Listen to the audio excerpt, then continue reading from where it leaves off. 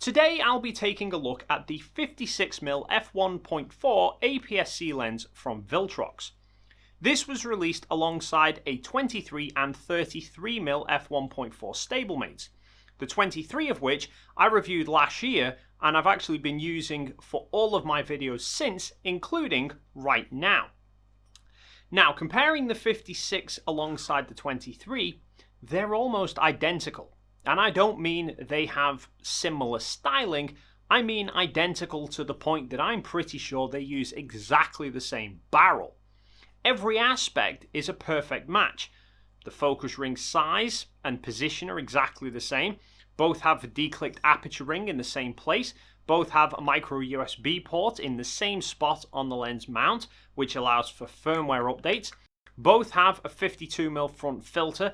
Both even have the same lens hood fitting, so you can actually swap the lens hoods over. Not that you would actually want to though, since they do carry different shaped lens hoods to account for the different focal lengths of the lens. The only visible differences between the two lenses is the fact that the 56mm has a larger front element, and for some unknown reason, the text on the front of this lens is different to the styling on the 23 and 33, but only that bit. And the 56mm is a tad heavier than the 23, although that's hardly a surprise given that it's probably got slightly bigger optics. So the conclusion for the overall look and feel of this lens is exactly the same as what I concluded in the 23mm review. It's a very nice, compact size and it suits an APS-C mirrorless camera very well. The build quality feels pretty decent with an all-metal construction, although there is no weather sealing, but that's kind of to be expected at this lens's price point of only around £200. And it's available for Sony E, Fuji X, Canon M and Nikon Z mounts.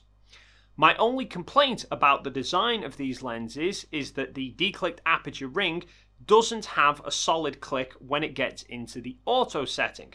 So I found it quite easy at times to accidentally knock the aperture ring slightly out of place and force the lens down to f16.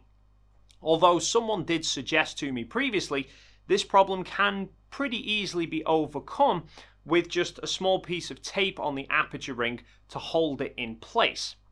But obviously that wouldn't really be an ideal solution if you're someone who is going to be changing the aperture manually quite a lot.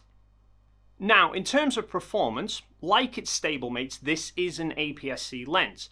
So with a 56mm focal length, it will give near enough the same angle of view as you would get from an 85mm lens on a full-frame camera, meaning this would be well suited for shooting things like portraiture.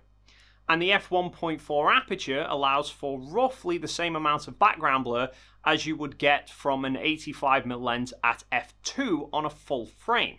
So this is in essence the APS-C equivalent of something like Viltrox's own 85mm f1.8. The image quality and autofocus also effectively mirror what I found on the 23mm, and again kind of falls within what is to be expected from this sort of price range. The lens is quite sharp in the center from wide open. This improves quite a bit at f2 and is pretty razor sharp by f2.8. The corners unfortunately do lag way behind, being quite soft wide open with some serious ghosting. They do gradually improve as you stop down, but they don't hit very sharp levels until around f8. But for this type of lens, I don't think for many people that corner sharpness is going to be that much of a concern. The autofocus motor is an STM drive, which is very quiet and works well with features like IAF. It's pretty quick as well to initially lock onto a subject, however it does struggle to react to fast subjects that are coming towards it. It's generally lagging behind them and gets more and more out of focus the closer the subject gets. With slower subjects or ones at a greater distance, it does hold its own pretty well, although unsurprisingly this is not really going to be the top choice for action shooters. On the whole though, with this lens, if you can't have already guessed it by now, it falls pretty much in line with what I concluded about the 23mm. It's far from being the best performing lens on the market, but given its price point, the overall performance and very good build quality, it's kind of in line with what you would expect to see from such a price. And I do think it's a perfect option to consider if you're an APS-C shooter who is in the market for a fast, short telephoto lens. So if you're interested in checking this lens out, I will leave a link to it in the description down below, which, for total transparency, is an affiliated link. And just an FYI as well, the link takes you to Viltrox's website, which is an international site, and they offer global shipping. I only mention that because some people in the past were thrown by the fact that the website defaults to having the currency in dollars, and they thought it was only for US customers. You can actually change the currency from an option at the top of the page.